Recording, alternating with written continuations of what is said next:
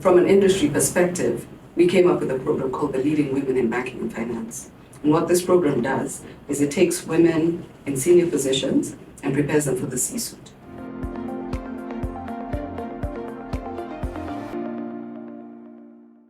Hi, my name is Christine Onyango, and I am the Director of Communications and Public Affairs of the Kenya Bankers Association, which is the umbrella body for the 46 banks in Kenya. How would you describe the current state of women's leadership in Kenya's banking sector, and what significant progress have you seen over the years? Women are rising. Women are becoming more prominent in C-suite and in top positions. And even though from the numbers it would seem like there's a lag in terms of growth, we're actually seeing developments. For example, we have 8 banks that are currently being run by women. And out of these 8, only 3 have acting positions. So we have Ecobank Kenya, Dubai Islamic Bank. We have UBA, we have CIB, which is Commercial International Bank of Egypt. We have DTB, the Diamond Trust Bank. We have Credit Bank, Family Bank, and Access Bank. And this is quite an accomplishment. In my opinion, it's about a little over 6%. But yeah, it speaks of progress. I mean, look at America. We tried to get a woman elected, and she wasn't, but the fact that she was able to run is progress in itself. So we're making progress as women in terms of asserting ourselves in leadership roles.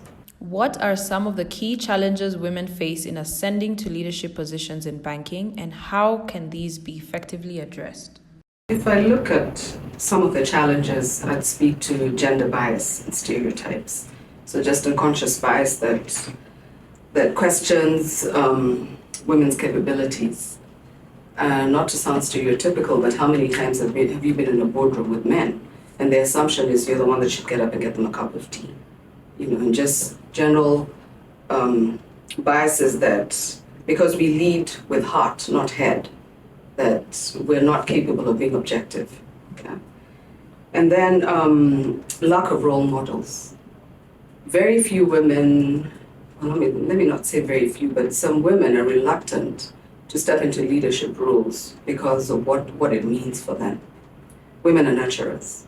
So most of the time we run our homes, we have careers, yeah. And balancing work and life becomes hard.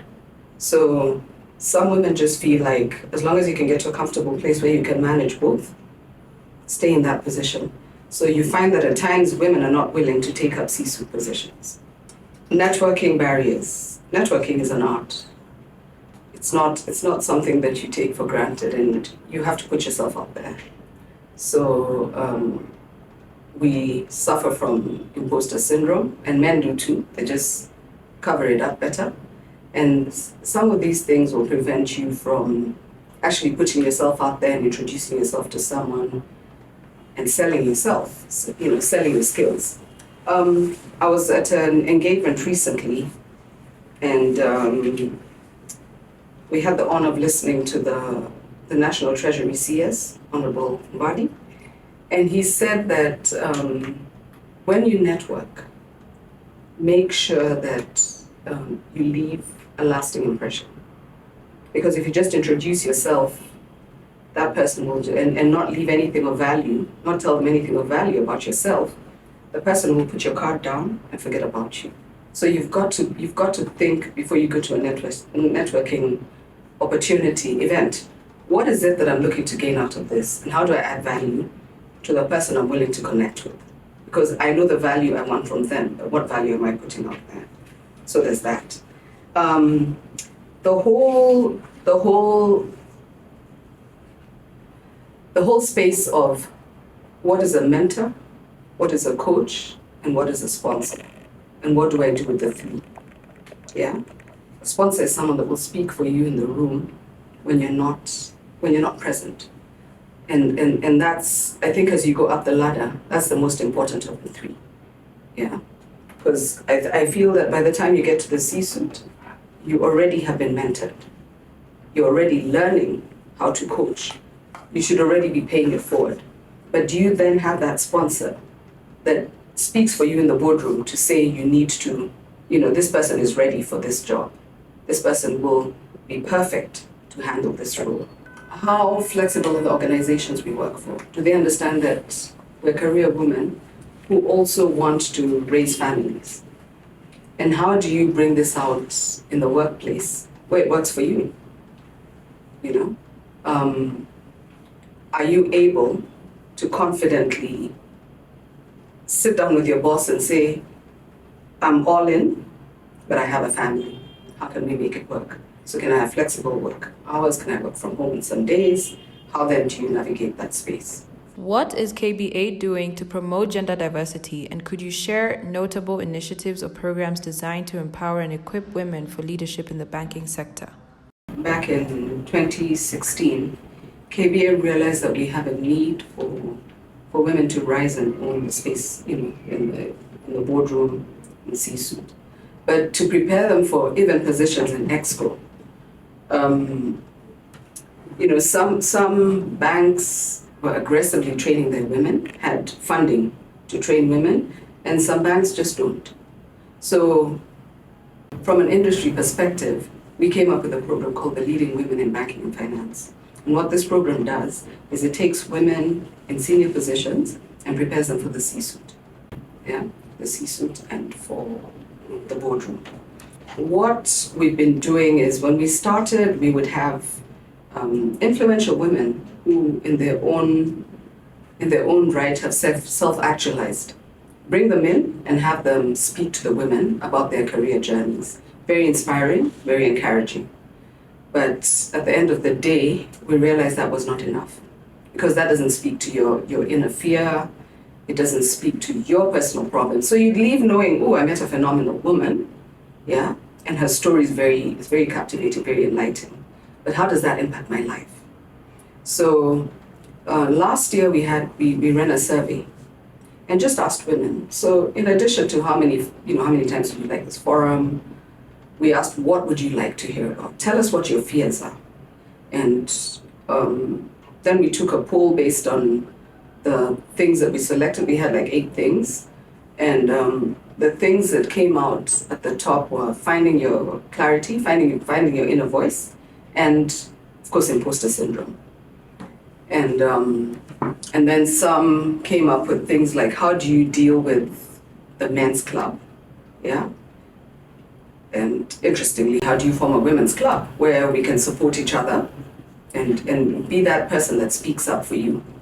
One of the important things to understand in this gender journey is it does not mean that because it's a leading women in banking and finance, you will not get help from men.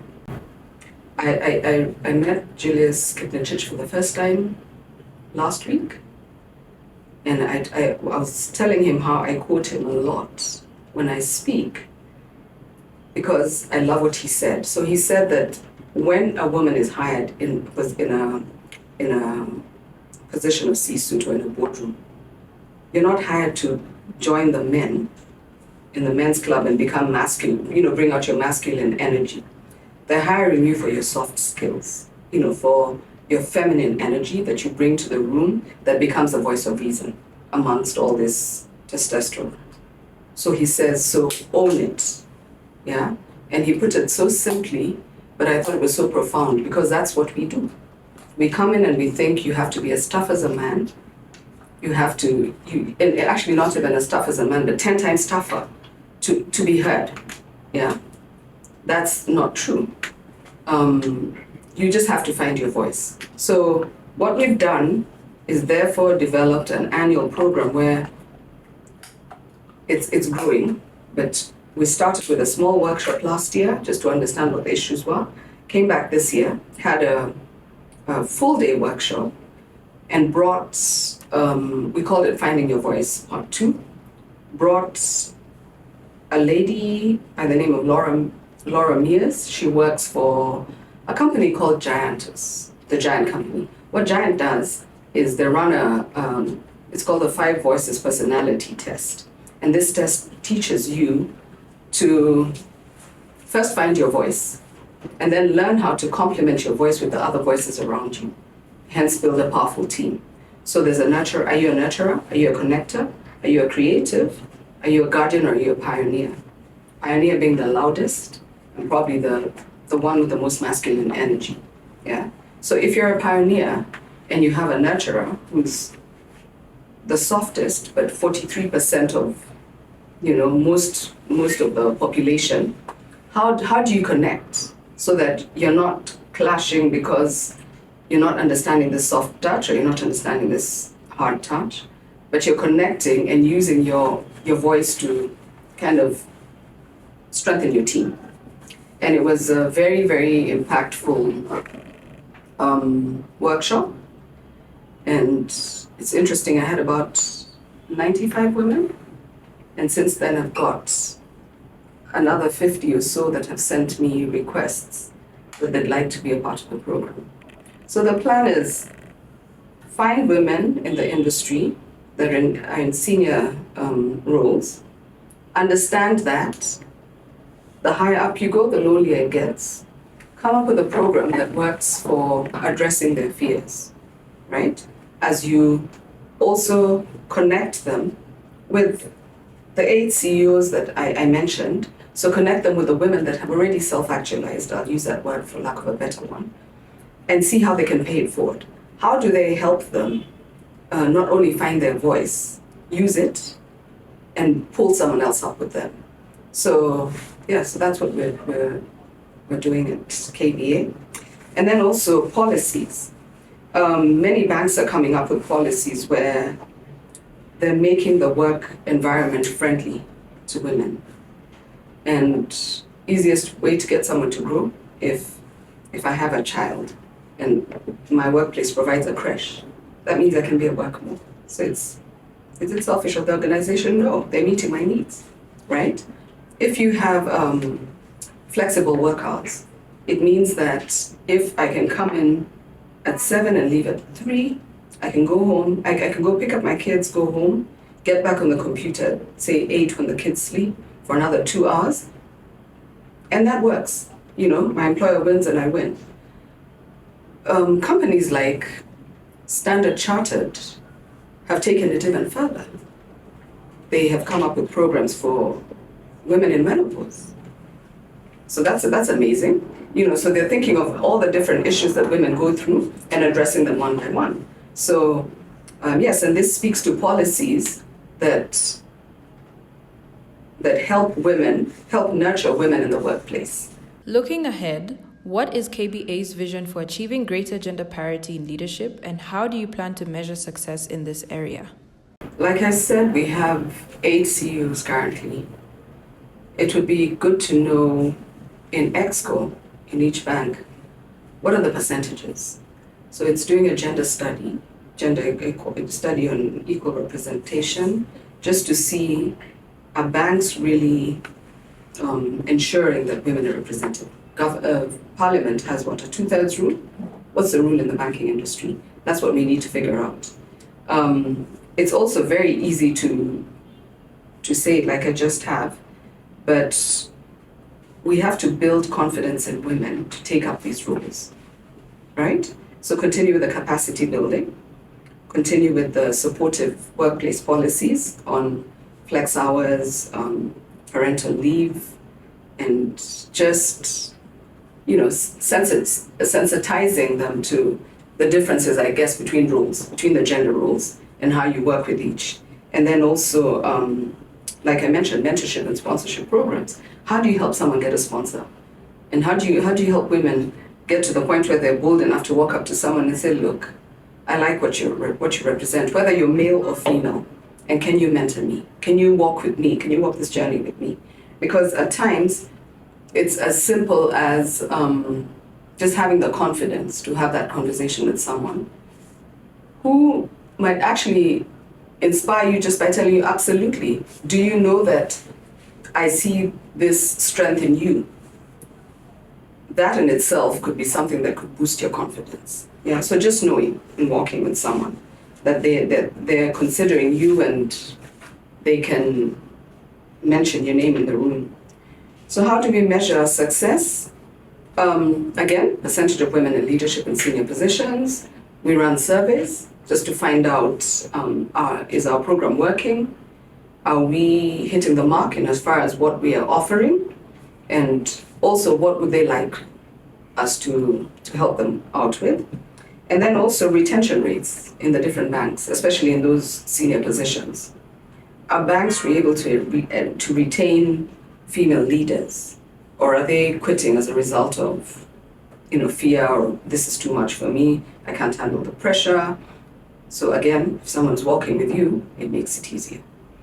And then participation in programs. Like I said, we ran the Leading Women in Banking program. November? It was the last week of November. It was last week. And we had invited 150 women. We got 95. So that shows you the interest. Yeah? So women want to get better. The desire is there. But are you then developing programs that help them? And then we are thinking about running a gender equality index study just to see what exactly constitutes gender equality. Because men could turn around and say, yeah, the boy child is struggling. So how do you help? The girl child is way ahead. So how do you then balance it so that it's not also just looked at as a male versus female issue, but you're actually enriching the lives of these women, getting them into the C-suite, where they say that when an exco has women in it, you can tell the difference when they have more women in the C-suite with how the countries run. And they've used presidents to prove that point also. Yeah. So what are we doing to ensure that as women are rising in the ranks? For me, what's important is not that I just elevate women, but that as they grow, they pay it forward. Because that's the only way women will actually ascend in the ranks.